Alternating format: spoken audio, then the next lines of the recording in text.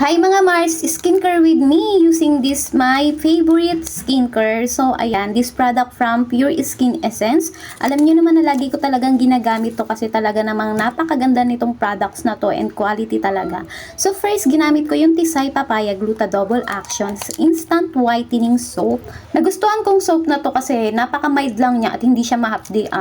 And para rin siyang rejuvenating, pero ito talagang napakaganda nito kasi nandito na lahat ng ingredients and benefits. Promotes whiter skin, healthy hair growth, cleans and revitalize skin and moisturizing skin, shrink pores, soften skin. And after nyan, binanlawan ko na and gagamitin ko naman ang favorite ko, ang Dirt Terminator. Dirt and Grime Cleansing Pad. Ayan, zero oil siya mga Mars and non-alcohol and soothing. With SPF 20 siya mga Mars at yung isang pad niya is 80 pads siya sa isang lalagyan. Retinol and hyaluronic acid and meron siyang milk protein. Alam nyo ba, ang milk protein is nakakatulong talaga yan sa ating skin para naman mawala yung mga dark spot natin. At ang kagandahan pa sa product na to mga Mars, 100% pure toner dirt exterminator siya. Naku mga Mars, perfect talaga to sa mga tamad maghilamos. Nako, mag-wipe ka lang nito. Nako, lilinis talaga yung mukha mo. Achieve glowing and talaga namang kikinis yung mukha mo, mawawala yung mga wrinkles. And after yung pinatuyo ko nga muna yung mukha ko mga Mars, gagamitin ko naman tong Tisay Magic Cream, Melasma Pecas, and Scar Eraser.